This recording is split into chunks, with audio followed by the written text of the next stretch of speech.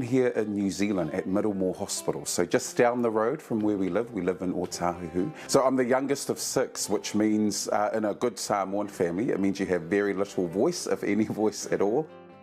My mum for many years worked at Middlemore Hospital. She was the cleaner there. My dad was a Pentecostal church minister for a while, worked long hours. Dad was a taxi driver as well as being a church minister. His diction was beautiful as well. And so that was something we picked up because Dad was role modelling, speaking good English. He didn't like it when our words weren't crisp. My sister who's just older than me, her and I wanted to be newsreaders because Dad wanted us to be crisp. You know, there was like the home world and the church world, and it was very ordered. A lot of things we were doing at school kind of contradicted what we were doing at home.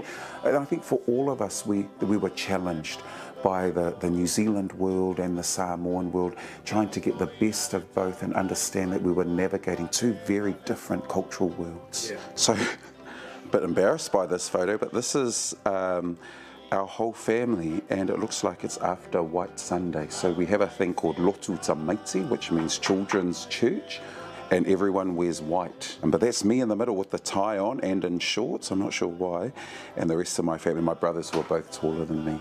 I played softball and rugby, but I was, in comparison to my brothers, I was useless. And so I needed to find something for me that I could be known for, and so I did debating. And I remember one day someone banging their hand on the desk, and it shocked me. Wow, they've really got my attention. And I thought, oh, so that's all you have to do in a debate, you just bang your hand on your desk. But I met so many different people at university. I realised that there were lots of people that didn't go to church. I remember my first metaphysics lecture, and her opening line was, "God is a woman." And I thought, oh my gosh, wait till I tell Dad that God's a woman. So we went home and we talked to Dad, and he said, oh my goodness, what are we going to do? So we were confounded by all of this. But faith's been a core for me. And as I've evolved as a person, I've realised that there are some things that I held like really strongly. And now those are things that I'm flexible with. But about 10 years ago, I came out and I was against marriage equality. As my thinking has evolved, I accept that people love in different ways, that people are allowed to love the way they choose. And that's why my views on that have shifted. You know, I've apologised to the Pasifika Rainbow community in particular, because I know people were hurt by those comments. So this is my beautiful wife, Fia, and we have been married now for about 11 years. We celebrated our anniversary on Sunday, a couple of days ago. And so, yeah, it's been a great marriage, hasn't it, dear?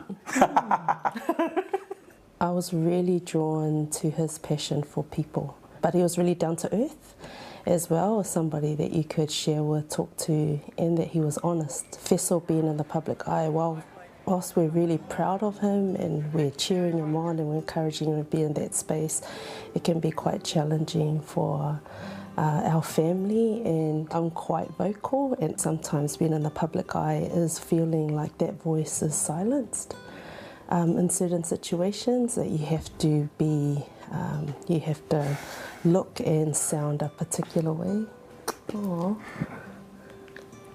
And so I think that's what's hard, and you can't talk about it in the public. You just silently try to protect your family.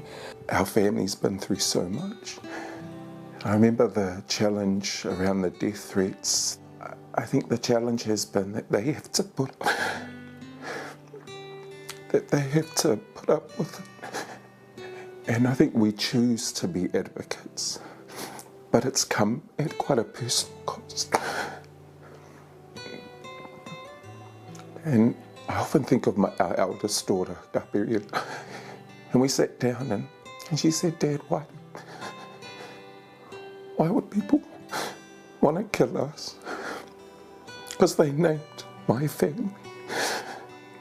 And for me, I feel this huge sense of responsibility for my family. And it breaks me that they have to go through this. And that's an experience that we've managed and navigated, and I'm grateful to Fia and my girls. There's a letter here that Gabriela wrote to us on behalf of her and Asalemo, our daughters. And she said, Dad, I'm proud of you. I never heard those words from my own father, because it's probably not a Samoan dad thing to do, knowing that my baby is proud of me is enough to keep going. Yeah. I want people to know, there's no Pacific Island person who might be in the next government, so people are relying on us to speak on their behalf. So that's what we're going to do. This is time to hit the hand on the desk, to throw the papers in the air and say we're going to do everything we can for this community. I think I bring the hood, and when I say the hood, I mean I bring attitude, I bring strong voice, but I bring a cultural relevance and respect that we might not have seen before. I want to bring that hood mentality and that hood heart into the place, because I'm not sure that people quite know what the real South Auckland is like. And I think we're pretty hip, pretty cool, we're relaxed, but we are strong and we're bold, and that's what I'm going to bring to Parliament.